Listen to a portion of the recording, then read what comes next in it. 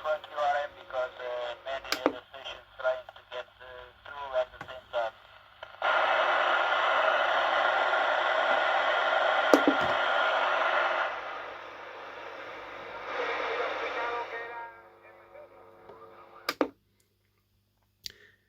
Hello, Ben here, and welcome back to another video in the series featuring my collection of CBs. And in this video we're looking at a couple of Midlands.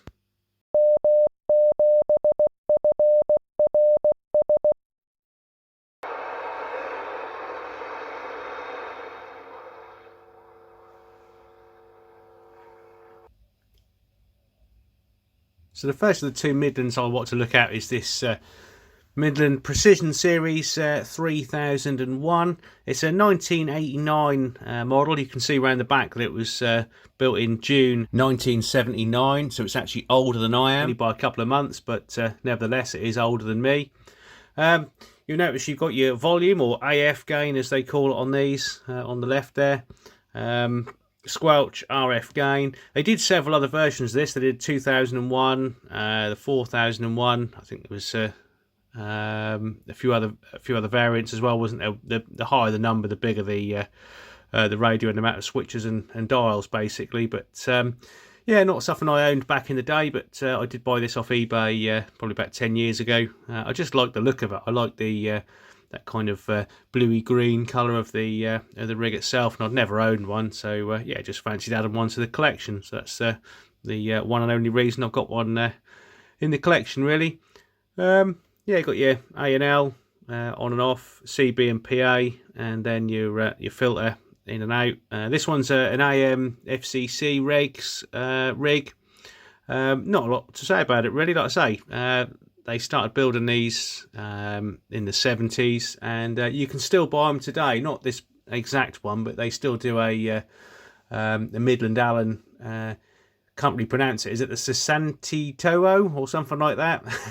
Wouldn't want to try and pronounce it correctly, but yeah, you can still buy them. So I think that was the success of Midland is if you look on their website, it says that the key is that if something isn't broken, why fix it? So yeah, that basically the same style and layout radio you can buy today that you could back in the early 70s. So yeah, nice little rig that. Not too much to say about it. There's a little bit of skip running.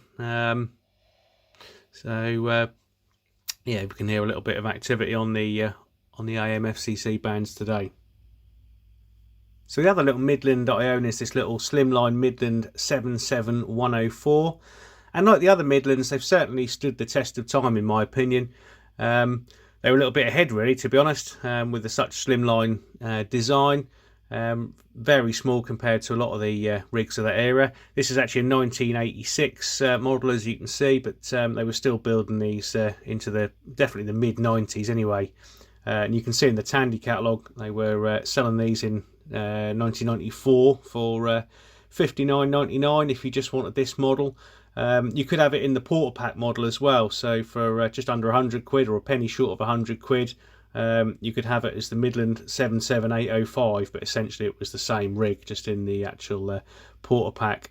So if we take a look in the Nevada catalogue from the same year, they were charging a little bit more money for the 77104, but you could see they did it in both the CEPT FM mid-band versions and the UK FM.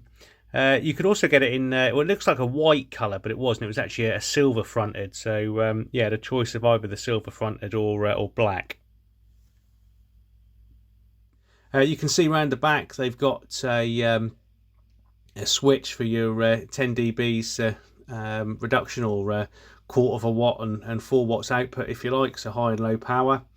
Around the front you've just got your channel selector, and it will show you exactly where channel 9 was. If you wanted to get to the emergency channel, you had an indication of where channel 9 was, and then a dual control for your volume and squelch. So your squelch is on the outer ring there, and then your volume simply on the inner ring, and then a 5-pin mic plug as well. So yeah, not a bad little rig. Not too much to say about that one, but yeah, certainly, like I say, stood the test of time. The other thing on these is you had a little 4 LED bar S meter, so showed you your S points, so S1, S5, S9, and then 30 dBs over, or it said 1, 2, 3, 4 for your watts for your power, but it wasn't. It would be sort of quarter of a watt, I suppose, on low power, and then and 4 watts on high power.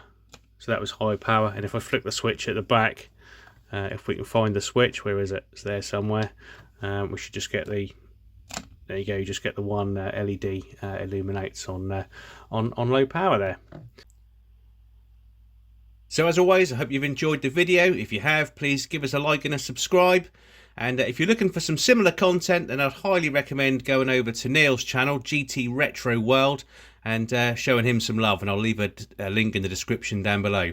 So till next time, 1010 till we do it again.